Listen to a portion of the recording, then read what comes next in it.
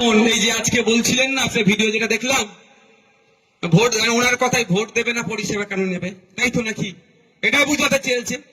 এরকম ভাবে বলে আমাদের লক্ষ্মীর ভান্ডার নিলি, আমাদের সাইকেল নিলি, কন্যাশ্রী, আমাদের রূপশ্রী নিচ্ছিস, আমাদের রাস্তায় তোরা চলছিস, আবার আমাদের বিরুদ্ধে তোরা কথা বলছিস। তৃণমূলের নেতারা বলে না?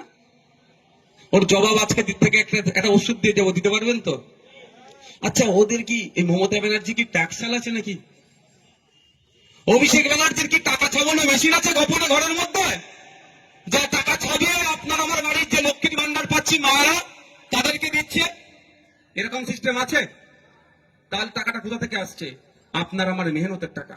সকাল ঘুম থেকে উঠি আর ঘুমানো, সারাদিন যা কাজ করছি সব ট্যাক্স নিচ্ছে। একটা স্টেটে থাকছি, একটা সেন্ট্রালে চলে যাচ্ছে। এই ট্যাক্সের টাকা জমা হচ্ছে লক্ষ্মীর ভান্ডার 100 দিনের, যদিও কাজ বন্ধ হয়েছে, হাইকোর্ট অর্ডার করার পরেও কাজ হচ্ছে না। আমরা দাবি করেছি 100 দিনের কাজ দ্রুত চালু করতে হবে। যাই আবাস যোজনা, যাই বলুন না কেন, যেটা কেন্দ্রে আসছে, যেটা রাজ্যে আসছে, সবটাই আমাদের ট্যাক্সের টাকায়। তো আমরা কিভাবে ট্যাক্স দিচ্ছি? আমরা ঘুম থেকে উঠে কি করি? প্রথমে ব্রাশ নিয়ে পেস্ট লাগিয়ে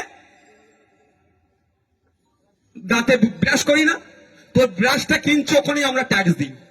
যে পেস্ট কিনছি ওটা তো ট্যাক্স দিই আমরা।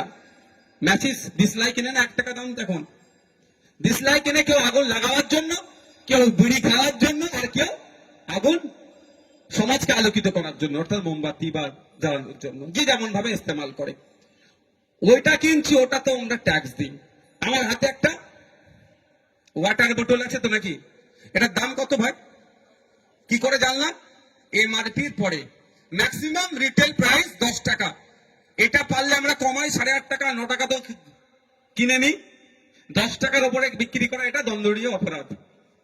কিন্তু এই যে 10 টাকাটা আমরা এমআরপি থেকে জানতে পারি মালটার দাম কত, ওই এমআরপির নিচে একটা ছোট্ট করে লেখা থাকে, আমরা সেটাকে আর ভাবার চেষ্টাই করি না। Inclusive of all taxes. কি লেখা থাকে? Inclusive of all taxes. সমস্ত রকম ট্যাক্স দিয়ে এটার দাম 10 টাকা। এই যে আমরা ট্যাক্স দিচ্ছি, এই ট্যাক্সটা জমা হচ্ছে, একটা কেন্দ্রে যাচ্ছে, একটা রাজ্যে থাকছে। এই জমা হওয়া ট্যাক্স থেকেই তো আপনার আমার বাড়ির মায়েরা, যদি আমার মা নেয় না, লক্ষ্মীর ভান্ডার পাচ্ছে, কন্যাশ্রী, রূপশ্রী, যেটাই বলুন না কেন, এটা হচ্ছে। তাহলে আজকের পর থেকে যদি কেউ জ্ঞানের কথা বলে, যদি কেউ জ্ঞান দেয় আমাদেরকে যে তুমি আমাদের সরকারের নিচ্ছ, আমাদের সরকারের সমালোচনা করছো, তার উত্তর দিতে পারবেন তো? এই ভাই তুমি চুপ করো। এই সরকারের যে গাড়িগুলো চলছে, যে গভর্নমেন্ট অফ ওয়েস্ট বেঙ্গল গাড়ি চড়ে মন্ত্রীরা ঘুরছে সাইরেন বাজিয়ে, ওই গাড়ির তেলটা আপনারা দিচ্ছেন, এটা আপনারা বলবেন। আপনাদের ট্যাক্সের টাকা জমা হচ্ছে তো। শুধু তাই নয়, আপনাদের এই ট্যাক্সের টাকা জমা হয়ে আমি কটা পাচ্ছি জানেন? ক টাকা? এই আজকে ভিডিওটা দেখেছি, উনিও পাচ্ছেন 1,21,000 টাকা, আমিও পাচ্ছি 1,21,000 টাকা। উনিও বছরে 50,000 টাকা পায়, আউট অফ স্টেট ঘোরার জন্য, ট্রাভেলিং এর জন্য পাই। উনিও পাই, আমিও পাই, উইদিন স্টেট ফার্স্ট ক্লাস এসিতে আনলিমিটেড। বুঝতে পারছেন? আপনি জ্ঞানের কথা বলছেন, এগুলো কোথা থেকে আসছে? সব আপনাদের ট্যাক্সের টাকা থেকে তো।